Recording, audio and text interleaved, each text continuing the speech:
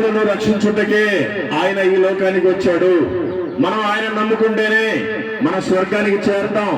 ఈ భూమి మనకి శాశ్వతం కాదు, మన కుటుంబం శాశ్వతం కాదు, మన ఊరు శాశ్వతం కాదు. మనము చనిపోయిన రోజున మన భార్య మనతో పాటు రాదు, మన భర్త మనతో పాటు రాడు, మన పిల్లలు మనతో పాటు రారు, మన బంధువులు మనతో పాటు రారు, మన స్నేహితులు మనతో పాటు రారు, మన ఆస్తులన్నీ ఏవి మనతో పాటు రావు. చివరికి మనం వేసుకున్న బట్టలు కూడా రావు. అయ్యా తండ్రి అయిన అబ్రహాము, నేను ఈ పాతాళంలో యాతన పడలేకపోతున్నాను తండ్రి. ఆ దరిద్రుడు నా దగ్గర ఎంగిలి మెతుకులు తినేవాడు, వాడేమో నీ దగ్గరికి చేరాడు. ఒక్కసారి వాడిని పంపిస్తే ఆ చిటికి వేరైనా నీళ్ళలో ముంచిన నాలుగు మీద వేస్తాడేమో, నేను బ్రతుకుతానయ్యా అని కేకలు పెడుతున్నాడు. ఇక్కడ ఉన్నప్పుడు అన్ని మర్చిపోయి అక్కడికి వెళ్ళిపోయిన తర్వాత కేకలు పెడితే ఏం ఉపయోగం లేదు. అక్కడి నుంచి చెప్తున్నాడు, నువ్వు బ్రతికినప్పుడే నీ ఇష్టానుసారం తిన్నావు, నీ ఇష్టానుసారం త్రాగావు, నీ ఇష్టానుసారం అబద్ధాలు ఆడావు, నీ ఇష్టానుసారం మోసాలు చేసావు, నీ ఇష్టానుసారం అక్రమ సంబంధం పెట్టుకుని వ్యభిచారం చేసావు, ఎప్పుడు అబద్ధాలే మాట్లాడుతూ ఉండేవాడు. నీ బ్రతుకు అక్కడే, నీకు అదే కరెక్ట్ అని చెప్పాడు. అప్పుడు సరేనయ్యా, నేనంటే ఇక్కడ యాత్ర పడుతున్నాను కానీ నాకు 5 సహోదరులు ఉన్నారు, వారినైనా దేవుడికి నడిపించాలి అంటే ఒక్కసారి ఆ దరిద్రుడైన లాజర్ని భూమి మీదకి పంపించు అంటే కుదరదు. మనం బ్రతికినప్పుడే సత్యాన్ని తెలుసుకోవాలి, మనం బ్రతికినప్పుడే ఏది మంచో ఏది చెడో తెలుసుకోవాలి. కాబట్టి మనమంతా కూడా నిజమైన దేవుడు యేసుక్రీస్తుని మనం గుర్తెరగాలి.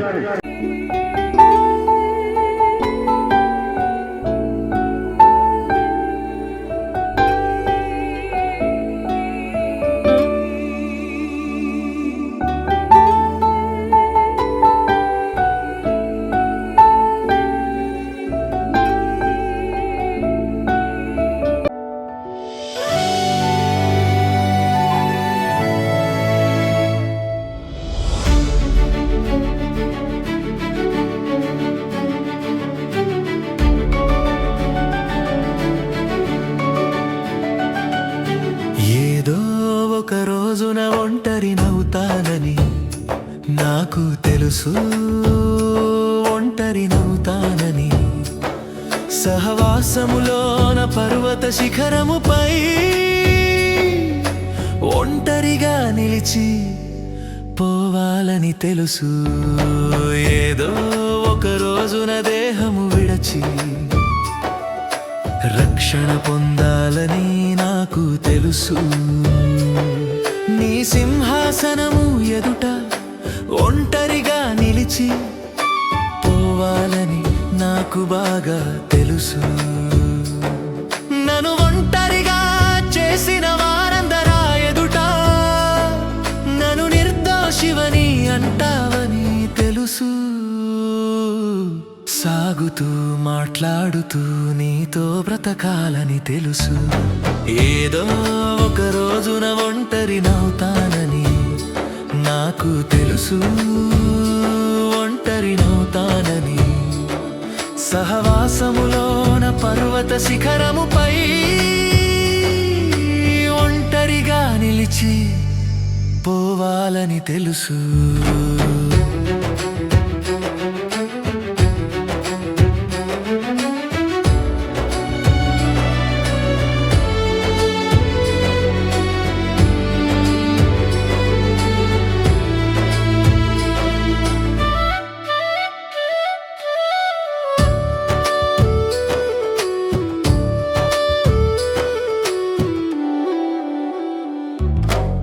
ఏదో ఒక రోజున భుజములపై నన్ను మోసుకుపోతారని నాకు తెలుసు. అయినా సమాధి చేసి ఒంటరిగా విడిచి వెళతారని నాకు బాగా తెలుసు. యేసు మరలా వస్తాడని తెలుసు, ఆయనతో నన్ను తీసుకుపోతాడని తెలుసు. సాగుతూ మాట్లాడుతూ నీతోనే బ్రతకాలని తెలుసు. ఏదో ఒక రోజున ఒంటరినవుతానని నాకు తెలుసు, ఒంటరినవుతానని. సహవాసములోన పర్వత శిఖరముపై ఒంటరిగా నిలిచి పోవాలని తెలుసు.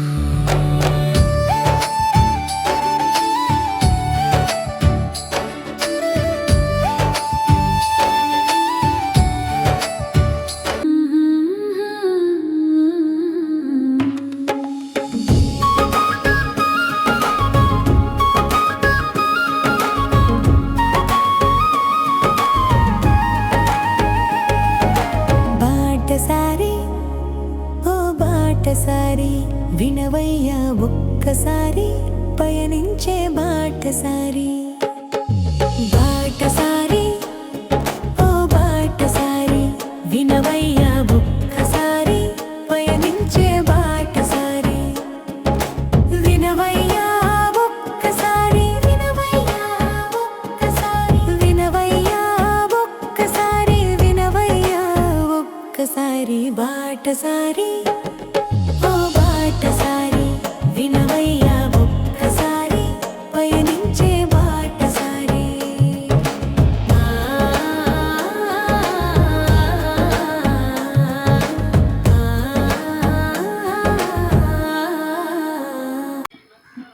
క్రీస్తునందు ప్రియులారా, ఈ యొక్క కడవరి దినాల్లో మనము జీవిస్తూ ఉన్నాం. ఏదో వచ్చారు, చెప్పారు, వెళ్ళిపోయారు అన్నట్టు కాకుండా ఆ విన్న వాక్యాన్ని కానీ ఆ విన్న సారాంశం కానీ మన హృదయంలో పడిందా, అసలుగా మన స్థితి ఎలాగ ఉందో ఒక్కసారి ఎవరికి వాళ్ళు ఆలోచించినట్లయితే ఖచ్చితంగా మనము మారుతాము. మనములు చూసి పక్కవారు కూడా మారుతారు. నుండి సమస్తము చేసిన సకలైశ్వర్యముల కర్తవు నీవు, శూన్యములో నుండి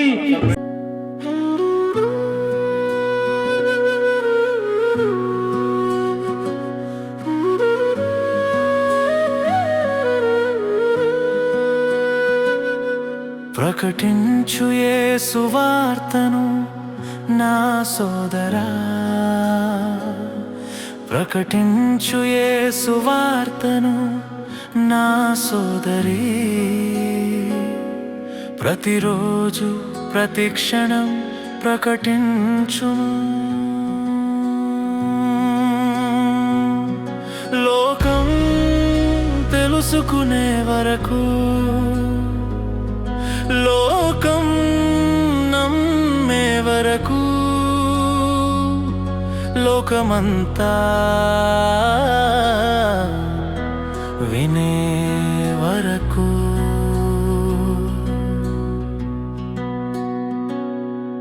ఇదే మార్గం, సత్యం, జీవం నా సోదరా. ఈ మార్గాన్ని స్వర్గం లభించును నా సోదరా. ఇదే మార్గం, సత్యం, జీవం నా సోదరి.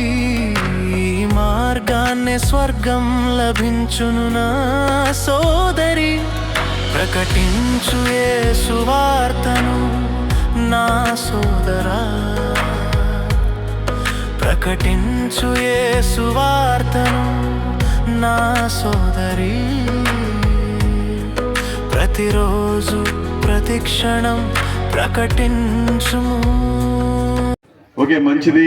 ఎవరైతే ఈ మాటలు వింటున్నారో వాళ్ళందరికీ దేవుడి పేరట నా హృదయపూర్వకమైన వందనాలు. ఈరోజు మీ ఊరికి కొన్ని మాటలు చెప్దామని మేమంతా వచ్చాం. మావన్నీ రకరకాల ప్రాంతాలు, ఒకే ఊరు కాదు. యేసుక్రీస్తు అంటే అందరూ ఒక కులానికి చెందిన దేవుడు, ఒక మతానికి చెందిన దేవుడు, ఒక ప్రాంతానికి చెందిన దేవుడు అని అనుకుంటా ఉంటారు. నేనైతే క్రైస్తవుని కాదు, నేనైతే హిందువుని. నా పేరు మల్లికార్జునరావు. నేను 4 సార్లు అయ్యప్ప మాల వేసుకున్నాను, 18 సార్లు తిరుపతి గుండు చేయించుకున్నాను. కాశీ నుంచి కన్యాకుమారి దాకా ఉండే అన్ని హైందవ టెంపుల్కి తిరిగాను, కానీ చాలా మొక్కుబడులు తీర్చుకున్నాను, కానీ నాకు ఎప్పుడు సంతోషము సమాధానము లేదు. నాకేం సిగ్గు లేదండి. నేను ఎప్పుడో చనిపోవాల్సిన వ్యక్తిని. నన్ను యేసు ప్రభు బ్రతికించాడు గనుక నేను మీకు కొన్ని నిజాలు చెప్తాను. చాలా ప్రశాంతంగా బ్రతుకుతా ఉన్నాను. మీరు కూడా తెలుసుకోవాలి, యేసుక్రీస్తు అందరికీ ప్రభు అని దేవుని వాక్యం సెలవిస్తుంది. అందరూ అంటే నీది ఏ కులమైన యేసుక్రీస్తు నిజమైన దేవుడే, నీది ఏ మతమైన నిజమైన దేవుడు యేసుక్రీస్తే, నీది ఏ ప్రాంతమైన నిజమైన దేవుడు యేసుక్రీస్తే. వాక్యం సెలవిస్తుంది, తూర్పు దిక్కు మొదలుకొని పడమర దిక్కు వరకు నేను తప్ప వేరొక దేవుడు లేడు అని సెలవిస్తుంది. అంటే నీది ఏ ఖండమైన యేసుక్రీస్తు దేవుడు, నీది ఏ దేశమైన యేసుక్రీస్తు దేవుడు, నీది ఏ రాష్ట్రమైన యేసుక్రీస్తు దేవుడు, నీది ఏ జిల్లా అయినా యేసుక్రీస్తు దేవుడు, నీది ఏ మండలమైనా ఏ గ్రామమైనా యేసుక్రీస్తు తప్ప వేరొక దేవుడు లేడు. యేసుక్రీస్తు అంటే ఏదో ఒక ప్రాంతానికి చెందిన దేవుడు కాదు, ఒక కులానికి చెందిన దేవుడు కాదు. ఈ భూమి మీద పుట్టిన ప్రతి మానవుడికి యేసుక్రీస్తే దేవుడు. ఎందుకు అంటే నేను చెప్తాను, శ్రద్ధగా వినండి. దేవుడు సర్వలోకాన్ని కూడా నోటి మాటతోటే కలుగు చేశాడు. ఆకాశము కలుగునుగాక అంటే ఆకాశం కలిగింది, భూమి కలుగునుగాక అంటే భూమి కలిగింది, సముద్రము కలుగునుగాక అంటే సముద్రం కలిగింది, సమస్త జంతువులు చెట్లు అన్ని కలుగునుగాక అంటే కలిగాయి. కానీ మానవుణ్ణి మాత్రం ఆయన నోటి మాటతోటి కలుగు చేయలేదు. మానవుణ్ణి సేమ్ ఆయనలాగే చాలా అందంగా సుందరంగా ఆయన చేతితోటి తయారు చేసుకుని, మట్టిని తీసుకొని ఆయనలాగే తయారు చేసుకొని దాంట్లో జీవాత్మను ఊగాడు. అప్పటి నుంచి మనమంతా కూడా మానవులుగా బ్రతుకుతా ఉన్నాం.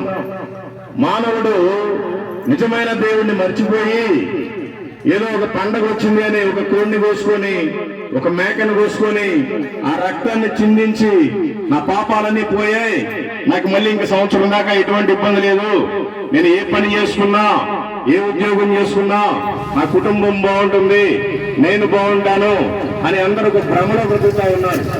కానీ అది కాదు. మానవుడు చేసిన పాపాలు పోవాలి అంటే రక్తం చిందించబడాలి. కానీ అది పరిశుద్ధమైన రక్తం చిందించబడాలి. ఏ కోడి రక్తమో ఏ కుక్క రక్తమో మేక రక్తమో చిందిస్తే మానవుడు చేసిన పాపాలు పోవు. పరిశుద్ధమైన రక్తం మన ఎక్కడుంది?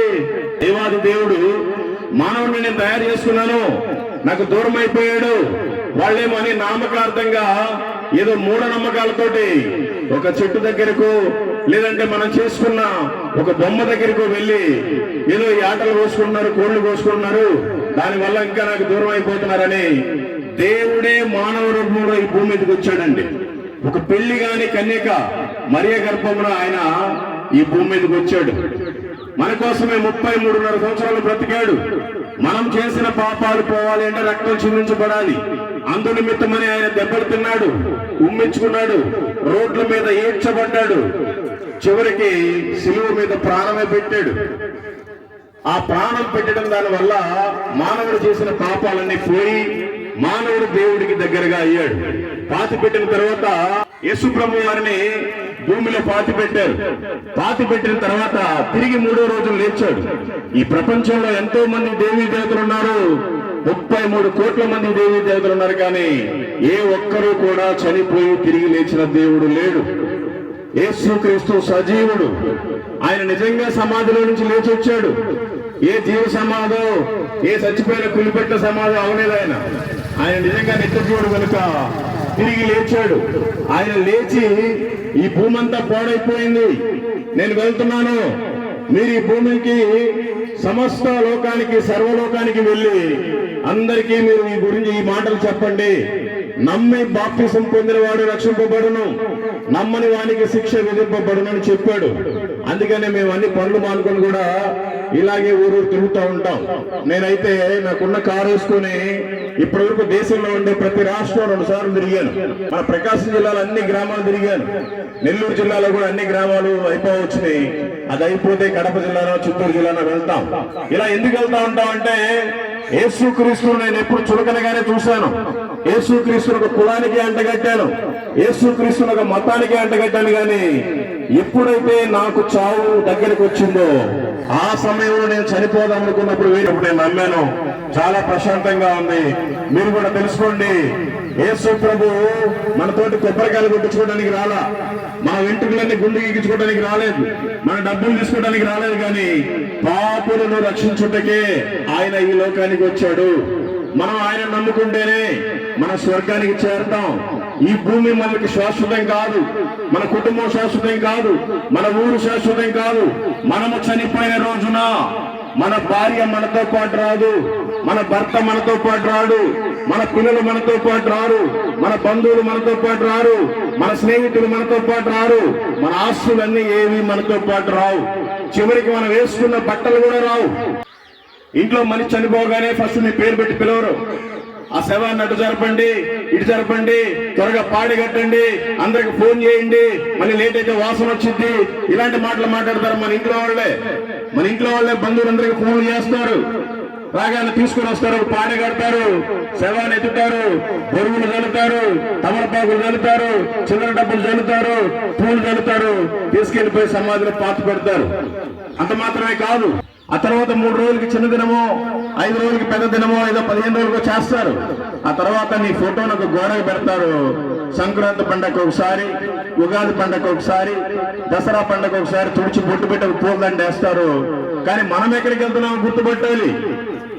మనం చనిపోయిన తర్వాత మన దేహం మట్టిలో కలిసిపోతుంది, మన ప్రాణం గాలిలో కలిసిపోతుంది. కానీ ఒక ఆత్మ ఉంది, అది పరమాత్ముడి దగ్గరికే చేరాలి. పైన మనం చనిపోయిన తర్వాత 2 ఉంటాయి. భూమి మీద అయితే అందరూ కనిపిస్తారు, బంధువులు, చుట్టాలు, స్నేహితులు, ఊర్లో పెద్ద మనుషులు అందరూ, మన కులం వారు అందరూ కనిపిస్తారు. కానీ చనిపోయిన తర్వాత 2 ఒకటి నరకం, ఒకటి స్వర్గం. స్వర్గానికి వెళ్ళాలి అంటే యేసుక్రీస్తు తప్ప వేరొక మార్గం లేదు. ఎందుకంటే ఆయనే చెప్పాడు, ప్రయాసపడి భారము మోసుకొనుచున్న సమస్త జనులారా నా యొద్దకు రండి, నేను మీకు విశ్రాంతి కలుగజేతును. అట్లాగే నేనే మార్గమును, నేనే సత్యమును, నేనే జీవమును, నా ద్వారా తప్ప ఎవ్వరును కూడా తండ్రి యొద్దకు చేరడు అని వాక్యం సెలవిస్తుంది. కాబట్టి మనం నమ్మాలి. మనమేదో క్రిస్టియన్ దేవుడు అంటే ఒక కులానికే చూసాం, యేసు ప్రభు అంటే ఒక మతానికే చూసాం. మనం ఆలోచించాలి, మనం బ్రతికిని రోజులైంది. మనం నమ్మే దేవుడు మనతోటి ఎప్పుడైనా మాట్లాడుతున్నాడా? మనం నమ్మే దేవుడు మనకి ఏమైనా మేలు చేస్తున్నాడా? మనం నమ్మే దేవుడిని మనం కొలుస్తున్నాం, సిగరెట్లు తాగుతున్నాం. మనం నమ్మే దేవుడు మనం కొలుస్తున్నాం, మందు తాగుతున్నాం, వ్యభిచారం చేస్తున్నాం, అబద్ధాలు మాట్లాడుతున్నాం, మోసాలు చేస్తున్నాం. మీరందరూ అనుకోవచ్చు, అయ్యా మరి మేమే కాదు, క్రైస్తవులు అలాగే చేస్తున్నారు. ఎవడైతే సిగరెట్లు తాగుతాడో వాడు క్రైస్తవుడు కాదు, ఎవడైతే మందు తాగుతాడో వాడు క్రైస్తవుడు కాదు, ఎవడైతే అబద్ధాలు మాట్లాడతాడో వాడు క్రైస్తవుడు కాదు. బైబిల్ చదువుకొని వాక్యానుసారం పరిశుద్ధంగా బ్రతికేవాడు మాత్రమే క్రైస్తవుడు. క్రైస్తవుడికి ఒక కులం, హిందువులకి ఒక కులం, ముస్లింస్కి ఒక కులం లేదు. ఈ చేసే పనులు బట్టి మనమే కులాలు మతాలను పట్టుకున్నాం. కానీ నిజమైనది యేసు క్రీస్తు దేవుడు మాత్రమే. ఆయన నమ్ముకున్న వాళ్ళంతా చాలా పరిశుద్ధంగా ఉంటారు. కాబట్టి మీరు కూడా యేసు ప్రభువుని తెలుసుకోండి, చాలా ప్రశాంతంగా ఉంటది. యేసు ప్రభువుని నమ్ముకోవడం వల్ల నా పేరు మారలేదు, నా పేరు మల్లికార్జునరావే. యేసు ప్రభువుని నమ్ముకోవడం వల్ల నా కులం మారలేదు, నేను హిందువునే.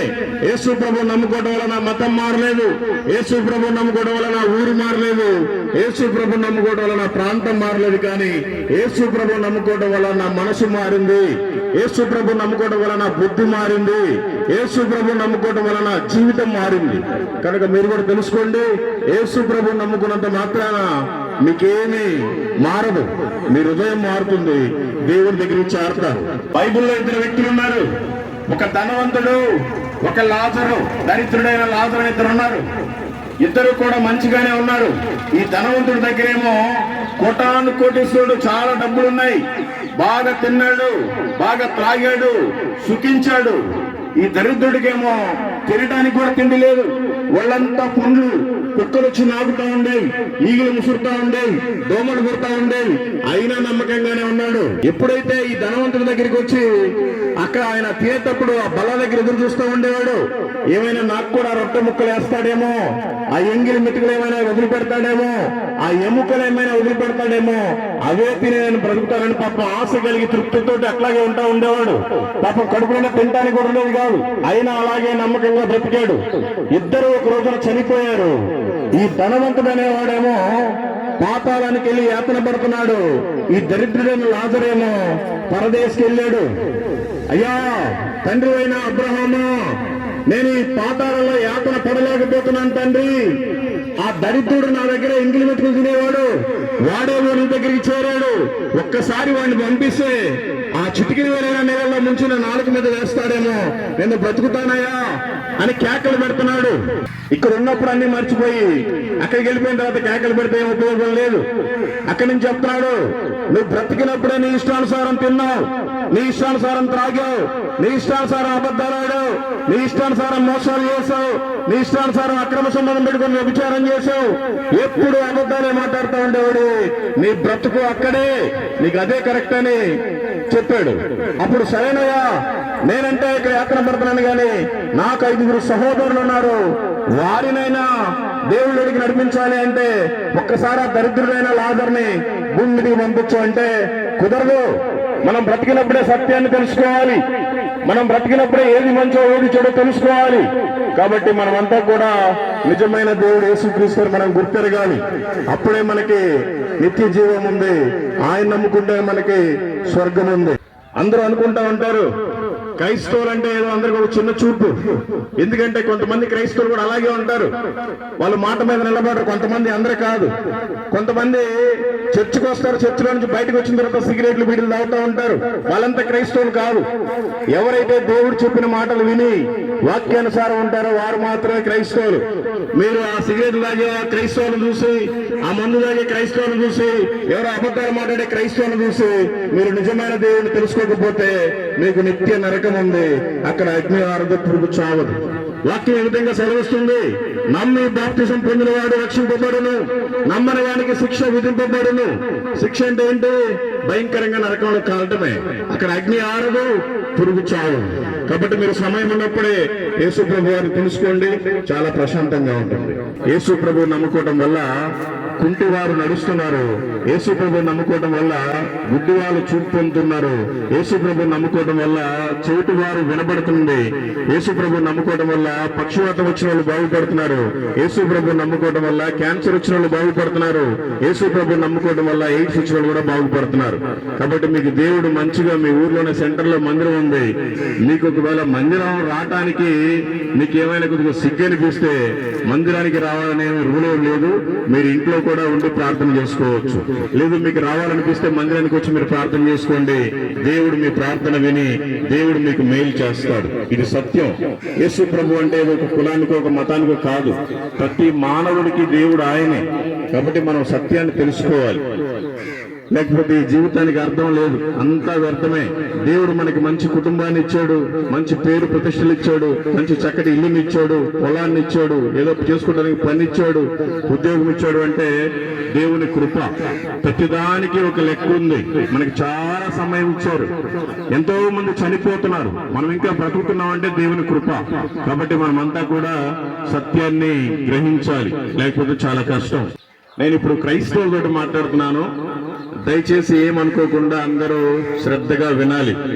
యేసు ప్రభు వారు మన కోసమే ఈ భూమి మీదకి వచ్చి దెబ్బలు తిన్నాడు, కొట్టించుకున్నాడు, తిట్టించుకున్నాడు, ప్రాణమే పెట్టాడు, తిరిగి లేచాడు. లేచిన తర్వాత ఆయన ఆరోహణమై వెళ్ళాడు. వెళ్ళేటప్పుడు కొన్ని మాటలు చెప్పాడు. మీరు సర్వలోకమునకు వెళ్లి సర్వ సృష్టికి సువార్తని ప్రకటించండి, అనేక జనములను శిష్యులుగా తయారు చేయండి. ఈ భూమి మీద మీ కొరకు ధనాన్ని సమకూర్చుకోవద్దు, పరలోకంలో మీ కొరకు సమకూర్చుకోండి. ఈ లోకం అనే అగ్నిలో కాలిపోతా ఉన్నారు, కొందరినైనా అగ్నిలో నుంచి లాగినట్టుగా లాగి రక్షించండి అని యేసు ప్రభు వారు చెప్పారు. కోత విస్తారంగా ఉంది, పని వారి కొద్ది మందిమే ఉన్నాం మనం. మరి మనం అంతా మన పనులు మనం చూసుకుంటే యేసు ప్రభు మనల్ని లెక్కలోకి వేసుకోడు.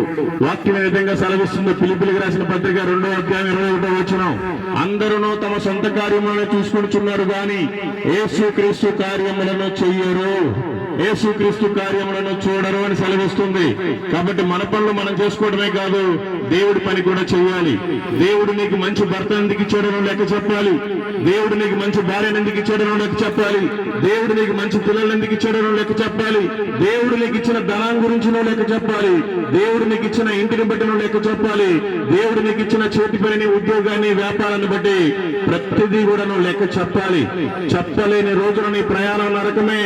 కాబట్టి నామకార్థంగా ఉండబాకండి, మంచి విశ్వాసంగా ఉండండి. బైబిల్ను పట్టుకొని ప్రతి వారు వారం మందిరానికి వస్తున్నాం, ఆ బైబిల్లో అసలు మనం ఏముందో చదవనే చదవం. అందుకే మన జీవితంలో శ్రమ. పౌలు గారు ఒక మాట చెప్తున్నారు, అయ్యో నేను సువార్తను ప్రకటించకపోయిన ఎడలా నాకు శ్రమ. అందుకే మనకన్ని శ్రమలు వస్తున్నాయి. కాబట్టి నిన్ను వారిని పొరుగు వారిని ప్రేమించమని చెప్పాడు. మీరు కూడా అనేక మందిని ప్రేమించండి, అనేక మందికి మంచి మాదిరికరంగా మీ జీవితాన్ని చూపించండి, మీ సాక్ష్యాన్ని కాపాడుకోండి, మీ దైవజనుడికి లోబడండి. వారం వారం క్రమం తప్పకుండా మందిరానికి రండి, రోజు ఇంట్లో ప్రార్థన చేసుకోండి, వాక్యాన్ని చదువుకోండి, వాక్యానుసారం జీవించండి. లేదంటే ఏదో ఒక రోజు మనమంతా వెళ్లాల్సిందే. ఆయన ఏ రోజు వస్తాడో తెలియదు. ఇదిగో నేను త్వరగా వచ్చుచున్నానని చెప్పాడు, నేను దొంగ వలె వస్తున్నానని చెప్పాడు, నేను వచ్చేటప్పుడు మీకు జీతాన్ని తీసుకొని వస్తానని చెప్పాడు. కనుక మన జీతం పరలోకంలో ఉంది, ఆయన దగ్గర ఉంది. మనమంతా నామకార్థంగా ఉండకూడదు. దేవుడు మన హృదయంలోనే ఉంటున్నాడు, దేవుని ఆలయం మన హృదయంలోనే ఉంది. కాబట్టి మనమంతా సిగరెట్లు మానాలి, బీడీలు మానాలి, మందులు మానాలి, అక్రమ సంబంధాలు మానాలి. క్రైస్తవుడు అంటే ఒక పౌరుషం కలిగి బ్రతకాలి. పౌరుషంగా మనం బ్రతికి వేరే వాళ్ళకి మాదిరికరంగా మనం కనపడాలి. లేదంటే వారంతా దేవుడిని తెలుసుకోరు. మనం సత్యాన్ని తెలుసుకున్నాం, నిజమైన దేవుడిని తెలుసుకున్నాం, బాప్తిసం తీసుకున్నాం, ఇంకా కూడా మన లోకంలోనే ఉంటే వాళ్ళందరి ముందు మనం అంతా హేళన అయిపోతాం. కాబట్టి మనం అంతా సాక్షిగా ఉండాలి. మన ఇంట్లో మనం మాదిరికరంగా ఉండాలి, పక్కన వాళ్ళకి సాక్షిగా ఉండాలి. లేదంటే మన ప్రయాణం నరకమే. మనమంతా భక్తులుగా ఉండాలి. వాక్యం సెలవుస్తుంది, సామెతల గ్రంథం 16వ అధ్యాయం 4వ వచనం, భక్తిహీనులంట నాశన దినం కొరకే తయారు చేయబడ్డారంట. కాబట్టి మనం అంతా భక్తులుగా ఉండాలి.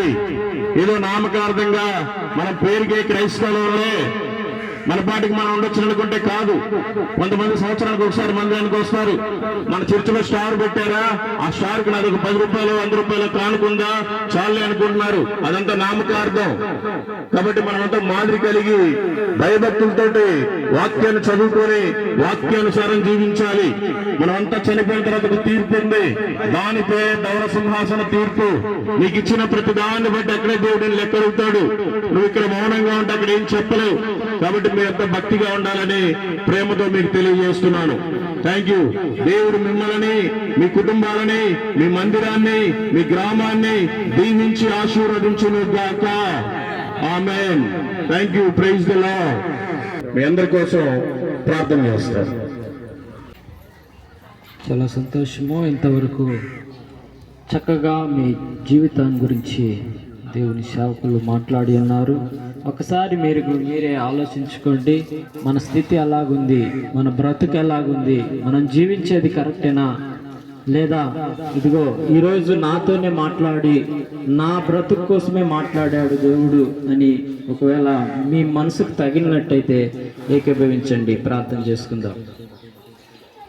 ప్రేమ కలిగిన తండ్రి, పరిశుద్ధుడా, పరిశుద్ధుడా, మహోన్నతుడా, సర్వశక్తిమంతుడా, నీ పాదాలకు వందనాలు. ఈ సాయంకాల సమయం మందు ప్రభువా, ఈ తుమ్మకుంట వాసులకు నాయన నీ వాక్యము వెల్లడిపరచడానికి ఈ రీతిగా మమ్మల్ని నడిపించినందుకు స్తోత్రాలు. ఇంతవరకు నాయన తండ్రి, అయ్యా ఈ దాసుల ద్వారాగా నాయన కొన్ని అనుభవాలు, అయ్యా జీవితానికి సంబంధించిన మాటలు ప్రభువా తండ్రి నువ్వు మాట్లాడినందుకు స్తోత్రాలు.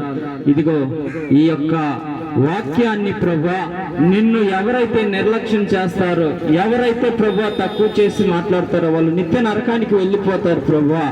జీవితాలు మార్చుకోవాలి, బ్రతుకులు మార్చుకోవాలి, స్థితిని సరిచేసుకొని ప్రభువా నమ్మకంగా నీ కొరకు ఎదురు చూడాలి ప్రభువా. ఇదిగో సర్వలోకానికి ఈ స్వార్థ ప్రకటించబడుతూ ఉండగా నమ్మినవాడు మాత్రమే రక్షించబడతాడు, నమ్మని వానికి శిక్ష విధించబడుతుంది. అది ఎలాంటి శిక్ష ప్రభువా ఇప్పుడు ఈ సాయంకాలము ఈ దాసుల ద్వారాగా మాట్లాడినందుకు స్తోత్రాలు. అయ్యా క్రైస్తవుల్లో కూడా చాలా మంది నామకార్థంగా ఉంటున్నారు ప్రభువా, అబద్ధాలుగా ఉంటున్నారు, త్రాగుబోతులుగా ఉంటున్నారు, తిరుగుబోతులుగా ఉంటున్నారు, మోసం చేసేవారుగా ఉంటున్నారు.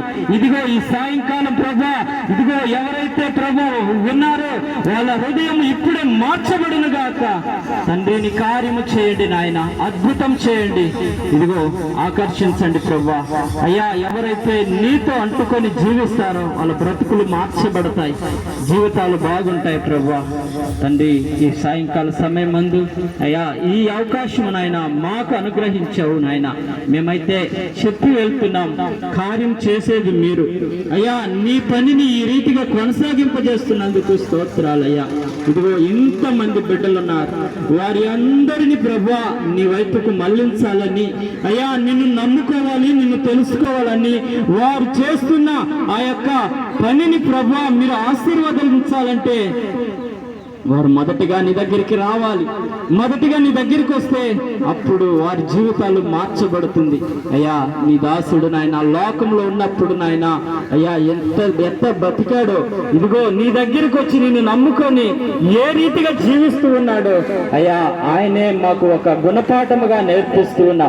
అనేకులకు నాయన తండ్రి ఆయన ఒక ఆదర్శంగా నిలబెట్టి ఈ రీతిగా ఒక గొప్ప సాక్ష్యాన్ని ప్రభువా తండ్రి మా ముందు పెట్టి ఉన్నావు. ఇంతమంది చూశారు, ఇంతమంది విన్నారు ప్రభువా. వినగలిగిన ప్రతి ఒక్కరు ఈ యొక్క సాయంకాలం మార్చబడుగాక. ప్రతి ఒక్కరు నాయన వారి జీవితాలు మార్చుకున్నగాక. నీ వైపుకు నడిపించుకోమని ప్రార్థించుకుంటాం. నీ చిత్తమైతే ప్రభువా మరొకసారి ఈ రీతిగా నాయన అయా స్వార్థ పనిలో ప్రభు మేము కూడా పాలి భాగస్థులమై అయా ముందుకు సాగడానికి కృప దయచేయండి. ఇంకా అనేకమైన గ్రామాలు ఉన్నాయి, నశించిపోయేవారు కోట్ల మంది ఉన్నారు ప్రభువా. అయ్యా, నశించిపోయే వారిని వెతికి రక్షించమని ప్రభువా మీరు ఇచ్చిన సెలవును బట్టి స్తోత్రాలు నాయనా.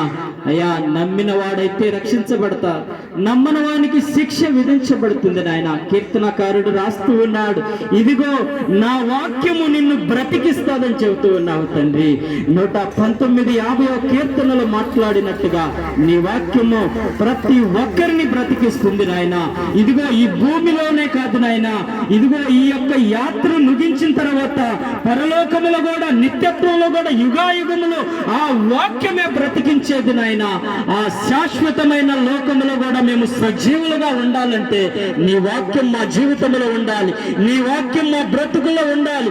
నీ వాక్యమే మాకు బాటనిచ్చేది, నీ వాక్యమే మాకు దారి చూపించేది, నీ వాక్యమే మా బ్రతుకును దిద్దుకునేటట్లుగా చేసేది. నీ వాక్యాన్ని మేము నిర్లక్ష్యం చేయకూడదు, నీ వాక్యాన్ని నిన్ను నిర్లక్ష్యం చేయకూడదు ప్రభువా. యోహాను సువార్తలో మాట్లాడినట్లుగా ఇదిగో ఆది అందు వాక్యం ఉండను, వాక్యము దేవుని యొద్ద నుండి, ఆ వాక్యము దేవుడై ఉన్నాడు కాబట్టి ఆ వాక్యమై ఉన్న దేవుడు శరీరధారిగా ఈ లోకానికి 2026 సంవత్సరాల కిందట మేము వచ్చి ఉండగా ఆ వాక్యాన్ని ఎవరైతే నిర్లక్ష్యం చేస్తారో, ఆ వాక్యాన్ని నిర్లక్ష్యం చేసిన వారు అందరూ నరకానికి వెళ్తారు. ఎవరైతే నిర్లక్ష్యం చేయకుండా తొందరపడి దేవుడు నాకు నిత్య జీవాన్ని ఇస్తాడు, దేవుడు నన్ను మోక్షానికి చేరుస్తాడని అయ్యా వారి జీవితాలు తొందరగా మార్చుకుంటారు, పరలోకంలో యుగాయుగములు ఉంటారు ప్రభువా. అట్టి కృప ప్రతి బిడ్డకి దయచేయమని ప్రార్థన చేస్తూ ఉన్నాం. ఇక్కడ నిలుచున్న ప్రతి ఒక్కరిని పేరు పేరును దీవించి ఆశీర్వదించమని, వారి బ్రతుకులను ఈ రాత్రి మార్చబడిన ఆయన నీతో అంటుకట్టబడి వారి పాప జీవితాన్ని ఒప్పుకొని పరిశుద్ధులుగా మార్చబడాలంటే నేను యేసుక్రీస్తు రక్తంలో కడగబడాలి. యేసుక్రీస్తు రక్తంలో కడగబడితేనే నా పాపములు పోతాయి, నా రాత బతుకు పోతుంది, నా శాపము పోతుంది, నా దరిద్రత పోతుందని తండ్రి ప్రతి ఒక్కరు గ్రహించిన ఆయన అయ్యా బాప్తిసం తీసుకోవడానికి అయ్యా సిద్ధపాటును దయచేయండి ప్రభా. ఒకడు నీటి మూలముగా ప్రభా, ఒకడు నీటి మూలముగా ఆత్మ మూలముగా జన్మిస్తేనే నిత్య జీవం అని చెబుతూ ఉన్నావు అయ్యా. ఎవరైతే నీటి మూలంగా జన్మిస్తారో, ఆత్మ మూలముగా జన్మిస్తారో అట్టి వారికి మాత్రమే పరలోకము. అట్టి కృప ఈ గ్రామస్తులందరికీ దయచేయబడును గాక, ఇక్కడ నిలిచిన ప్రతి ఒక్కరికి దయచేయబడును గాక. ఇంతవరకు నాయన ఈ దాసుల ద్వారా మీరు మాట్లాడిన ప్రతి ఒక్క మాట ప్రతి ఒక్కరి సేవని వినబడి వారి హృదయాలు మార్చబడేటట్టుగా కార్యం చేయమని నీకు మహిమ, నీకే ఘనత ప్రభావములో ఆరోపించుకుంటూ మా ప్రియ రక్షకుడైన యేసుక్రీస్తు నామములో ప్రార్థించి వేడుకుంటున్నాం తండ్రి. ఆమేన్. ఆమేన్. మంచిదే. మీకు ఎవరికైనా కావాలి యేసుక్రీస్తు గురించి ఇంకా తెలుసుకోవాలి అంటే మా దగ్గర పాంప్లెట్స్ ఉన్నాయి, బైబిల్స్ కూడా ఉన్నాయి. మీ దగ్గర ₹1 కూడా తీసుకోము, మేము ఫ్రీగానే ఇస్తాం. మీకు ఎవరికైనా కావాలంటే రండి, మీకు ఉచితంగానే మేము బైబిల్ని ఇస్తాం. దీంట్లో పూర్తిగా ఉంటుంది సమాచారం. మీరంతా చదువుకుంటే తెలుస్తుంది అసలు దేవుడు ఎవరు, మనం ఎందుకు పుట్టాం, ఈ భూమి మీద మనం ఎలా బ్రతకాలి, యేసుక్రీస్తు ఎందుకు వచ్చాడు, ఆయన ఎందుకు చనిపోయాడు, మళ్ళీ ఎందుకు తిరిగి లేచాడు, మనమంతా చివరికి ఎక్కడికి చేరాలి, అన్ని కూడా ఇందులో ఉంటాయి. కాబట్టి మీరు చదువుకోండి, మీకు పూర్తిగా తెలుస్తుంది. యేసు ప్రభువుని నమ్ముకోవడం వల్ల మీ కులాలు మతాలు ఏం మారవు, కానీ మీ జీవితాలు మారతాయి. పర్లేదు వేసుకోవచ్చు, అట్లేం లేదు. ఘోరమైన వ్యాధులెన్నైనా, మార్పులేని వ్యసన పరులైన, ఆర్థికముగా లోటులెన్నున్నా, ఆశలు నిరాశలే అయిన ప్రభు యేసుని నమ్మినచో నీవు విడుదల నొందెదవు. పరివర్తన చెందినచో పరలోకం చేరెదవు. యేసు రక్తముకే, యేసు నామముకే యుగ యుగములకు మహిమే. అభిషిక్తులకు తన దాసులకు ప్రతి సమయమునా జయమే. యేసుని నామములో మన బాధలు పోవును, దుష్టాత్మలు పారిపోవును, శోధనలో జయమొచ్చును, మృతులకు నిండు జీవమొచ్చును, హృదయములో నెమ్మదొచ్చును.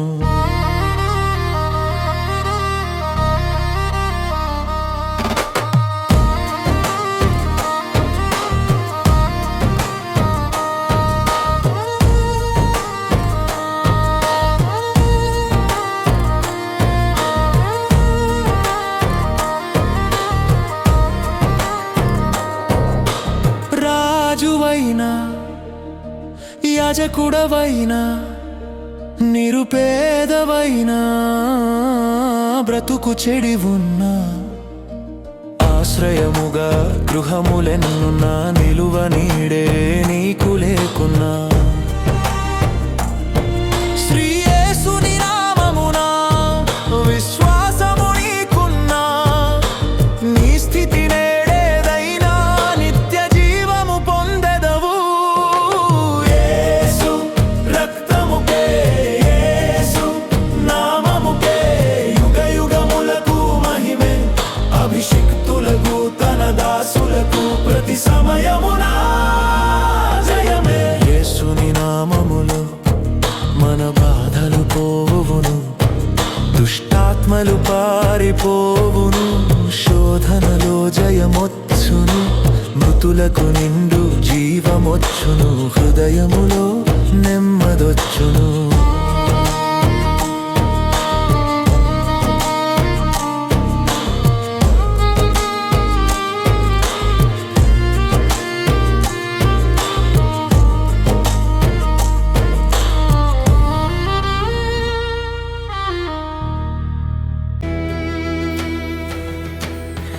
ఈ జీవితం విలువైనది, నరులారా రండని సెలవైనది. సిద్ధపడినావా చివరి యాత్రకు, యుగ యుగాలు దేవునితో ఉండుటకు, నీ ఉండుటకు, నీ ఉండుటకు. ఈ జీవితం